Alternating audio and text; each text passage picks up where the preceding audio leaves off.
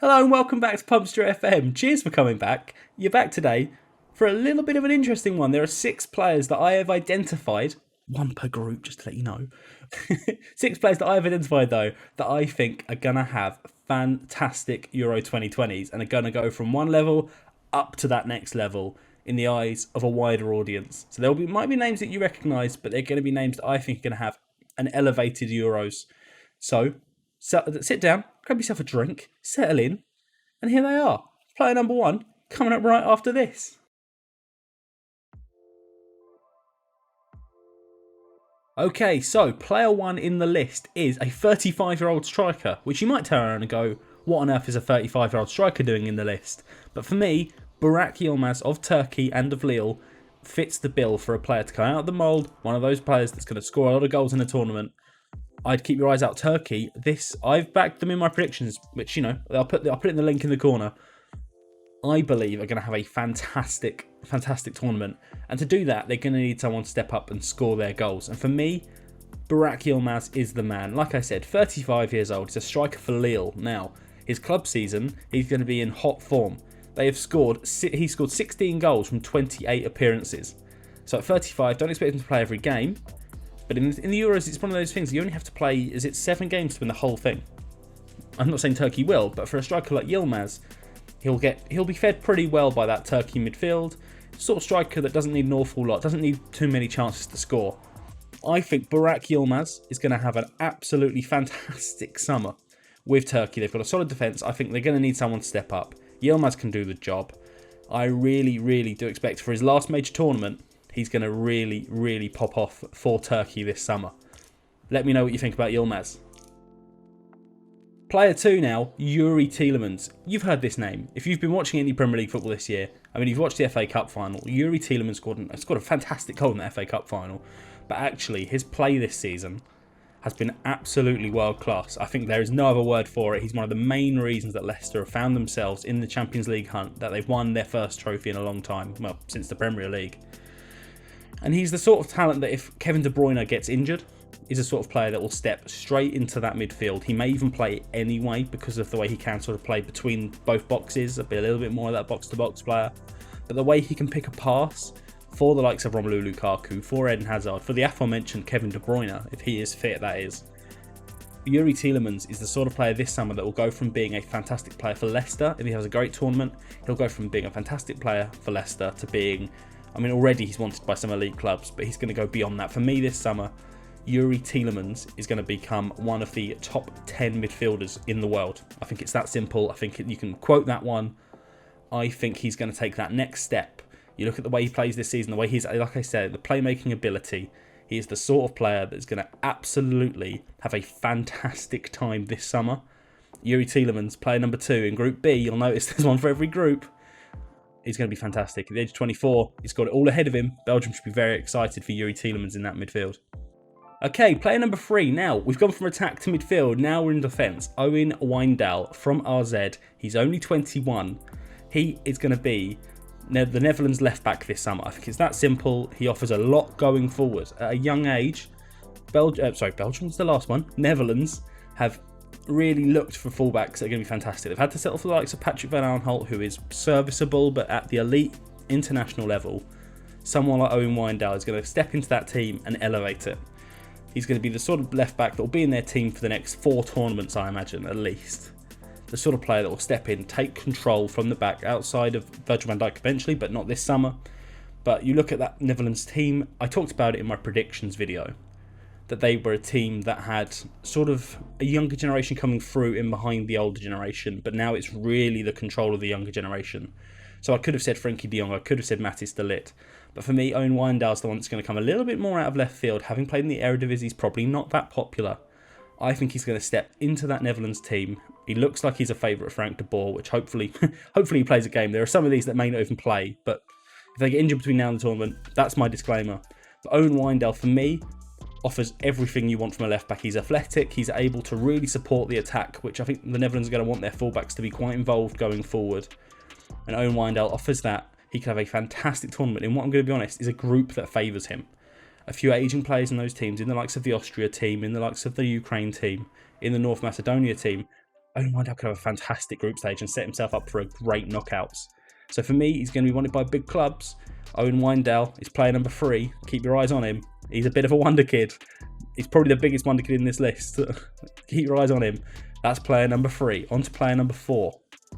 Player number 4 is Thomas Souček, a name you've heard of. Again, if you've watched the Premier League, it's a little bit of Premier League influence here, but a little bit more of the European stuff as well. But for me, Thomas Souček, in a Czech Republic team that's going to rely on set pieces to be really effective. He's 6'4", I believe. He's scored 10 goals this season for West Ham. He's played every single game for them. I think Thomas Souček in that Czech Republic team, I backed to do quite well. I didn't back Croatia to do well. I think they're the sort of team that will, if they can get it right into the set, if they can stay defensively solid, Souček is going to help in that midfield no ends. He's going to be able to free up the more attacking players to go and do their job.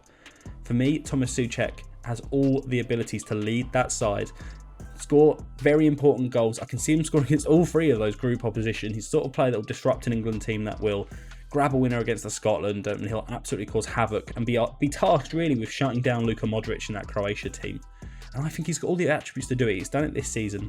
Next to a player he's going to have to play against Declan Rice in the England team, who I almost put in here instead. But for me, he's a player that's had a very good season in England, but he's probably not entirely well known on a continental basis. So for me, Thomas Souček, player number 4. I think he's going to have a great tournament. If he can really step up, he's only 26, so he's got a couple more ahead of him. But Thomas Souček is going to go to that next level. That's player number 4. Now, on to player number 5. Player number 5 is Alexander Isak. Plays for Real Sociedad. He has had a breakout season and actually looked like he was going to miss out on playing an awful lot for this Sweden side this summer. But Zlatan Ibrahimovic came out of retirement, then got injured. He's going to miss the whole tournament. So Alexander Isak, 17 goals from 34 appearances. The door is open for the young Swedish striker who was formerly at Borussia Dortmund to really capitalise on a great season he's had in a group where he's the sort of striker that will nick you a goal against Spain players. He knows he's played against the likes of Pau Torres. He's played against all season. Against Sweden, against who is the 4th team in that group? I should know that off the top of my head. 4th team in that group. I'm not. Well, doesn't matter. Doesn't matter. Alexander Isak will score goals regardless. He's the sort of player. Slovakia are the 4th team in that group. I knew that. Regardless, Alexander Isak is the sort of player that I believe is he could be a contender for the Golden Boot. He's an outside contender for me. If he can score goals, if Sweden can feed him the ball, I think he can score goals. He offers real pace to get in behind. Alexander Isak is my Swedish player to look out for. That Group E could go any way for me. The more I look at it, the more I go, even a Slovakia could make a play at a second or even top if they can get a couple of good results. But Alexander Isak could be the difference maker for Sweden. Keep your eyes on him. Like I say, if you're looking for a little bet, we don't do gambling here. Have a look at Isak for the Golden Boot. Just saying it now. Have a look. He's a fantastic young striker. He's going to be wanted all around Europe. Really, really could have a great summer, Alexander Isak. And now the final player in my 6. Don't know why I dragged that out. Final player of my 6 is Jamal Musiala. Plays for Germany, although if you're an England fan, you'll have watched him play for England's under-21s a couple of times last year. But he's switched now to the country of his birth, which I can only respect, and I think he might have struggled to get in the England squad anyway. Jamal Musiala, the sort of player that's going to play off the front of a Timo Werner, maybe in the role that I expect Thomas Müller to fulfil for the Germans this summer. So he may not play from the start that often, but I think Joachim Löw in his last tournament is going to want to set Germany up right for the future for Hansi Flick to come in. And Hansi Flick's one of his key players is going to be Jamal Musiala. And for me, he's the sort of player that he will have a handful of great moments rather than a wider collection of pretty good moments. He'll be the sort of player that will come on and grab a goal in a game against someone like France or against a Portugal or nab a winner against Hungary if things are really going tough for Germany in the group stage. So for me, Jamal Musiala, 18 years old, could have played for England or Nigeria but chose Germany. It's his first international tournament with the team. He's well aware of the players though. Having played for Bayern Munich this season, he's grabbed 6 goals. Sort of player that I think is going to be a bit of a difference maker in that Germany side.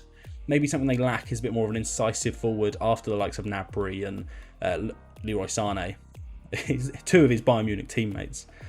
That Bayern influence will be in the team. Jamal Musiala will get chances probably as a result of that.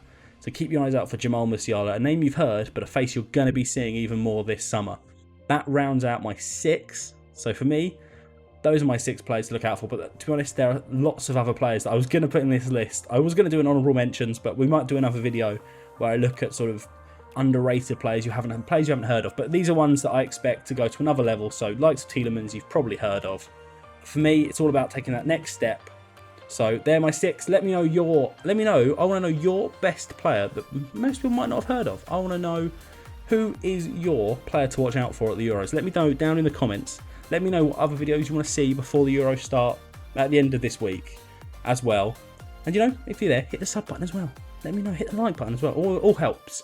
And have a great day. Have a great weekend. Have a great week. I shall see you on the flip side. Forza Pumpster. Goodbye.